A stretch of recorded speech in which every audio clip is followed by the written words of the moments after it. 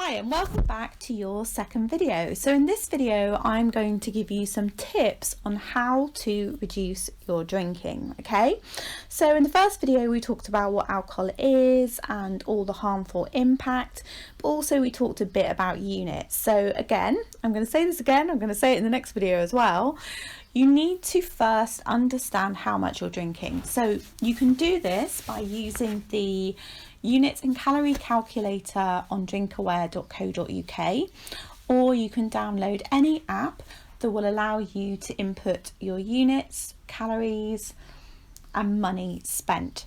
The reason why I say all three is because people find different things motivating. So you might find the units motivating, you might find the money motivating, or you might find the calories, and whichever one you do is the one that I want you to pay attention to. So if it's units, get really clued up on units. If it's calories, get really clued up on calories. And if it's money, just be really aware of the amount of money that you are spending and use that as a motivation. Okay, so we're going to start with making a note of how much you're drinking.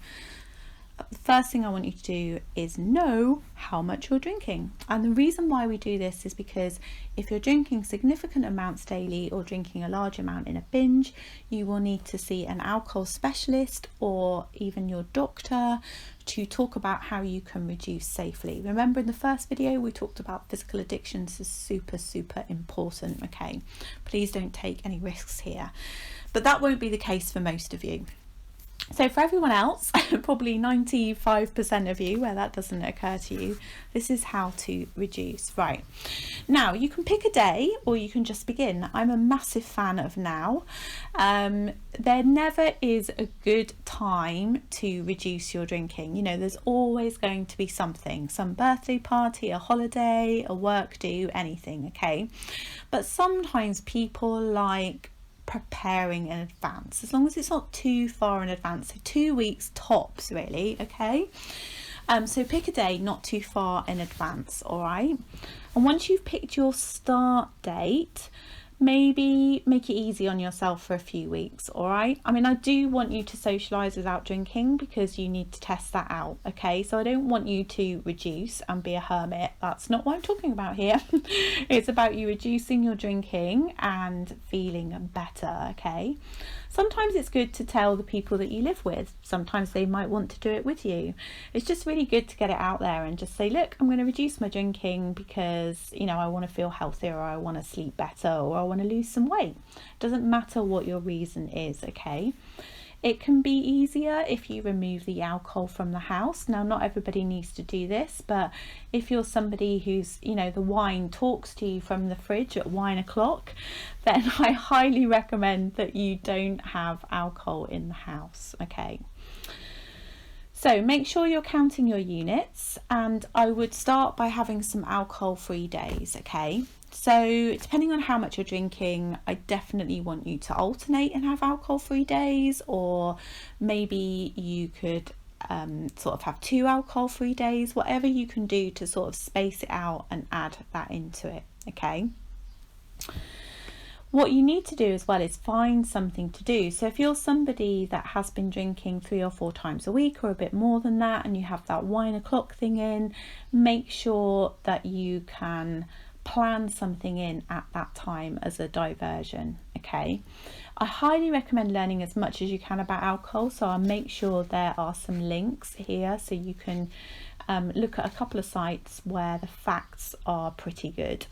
The other thing that can be really good is if money motivates you, is every time you want to have a drink, is that you have like a little money pot and you have it on the side. The important thing with this is that you see it, so it's a visual thing.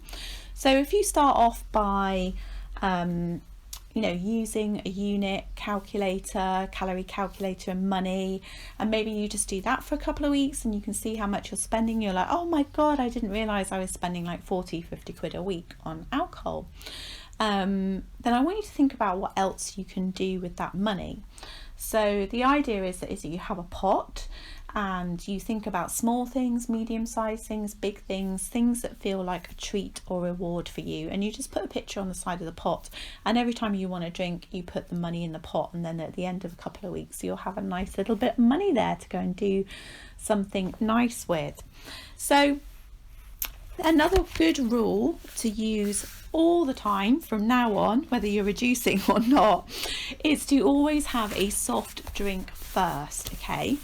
So if you're someone that is used to wine o'clock, someone that goes to the pub, someone that socializes with work, someone that goes to parties, anything, and the first thing you're used to doing is having a soft drink, is having an alcoholic drink first.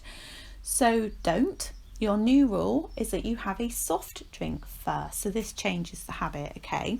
So sometimes what can happen is people get excited and it's a social thing and they're nervous. There can be many things going on. And they drink their first drink quickly and then they have a second drink, and before you know it, you're getting quite tipsy. So what this does is this allows you to settle into your evening. So you get yourself a big soft drink. I'm a massive fan of the pint of lime and soda, and you make that your rule to have your big soft drink, and you drink it slowly. That's the key point. Drink it slowly and relax into your evening, relax into your event. And if it's a party, for instance, or a wedding or something, you'll notice people getting tipsy around you, and actually that can be quite an interesting thing to do. And then maybe an hour later you might have an alcoholic drink, but you've delayed your start time and you're introducing a new habit. So that's probably one of my top tips, and most people that do this find it works. It's a winner. So have a big soft drink first and sip it slowly everywhere you go from now on. Now, when you do have an alcoholic drink, you can have a lower percentage or have it with a mixer. So for instance, if you are a gin drinker, always have a single, because that's one unit, and have it in a tall glass with lots of tonic or whatever you have it with, and then sip it slowly. The same with wine. Could you have a white wine spritzer? You know, could you have a lower percentage wine? Could you have a Bucks Fizz? You know, so you're mixing the champagne with the orange juice. Lagers, there's lots of lower percentage lagers and beers now. So could you try that as well? So when you do have your alcoholic drink, drink it slowly, okay? But also I want you to check out lower percentage alternatives, all right? Just try a few different ones. Now, having a lower percentage is a winner in terms of reducing your alcohol use without you even noticing. It can be so good. But drinking slowly is also really good. So if you're someone that drinks their alcoholic drinks fast, you need to practice drinking slowly, okay? And as we've said before, learning how to socialize without it. So if you are someone that does not do social events without alcohol, then now is the time for you to start learning how to do it, okay? So it's when people say to me, I've never done a holiday without alcohol, or I don't do social events without alcohol, or I've never been to a wedding without alcohol. Now is the time. And how ridiculous is that, okay? You need to experience these things without the aid of a drug. All right, so I hope you get on well with those tips, and I will see you in the next video on how to take a break.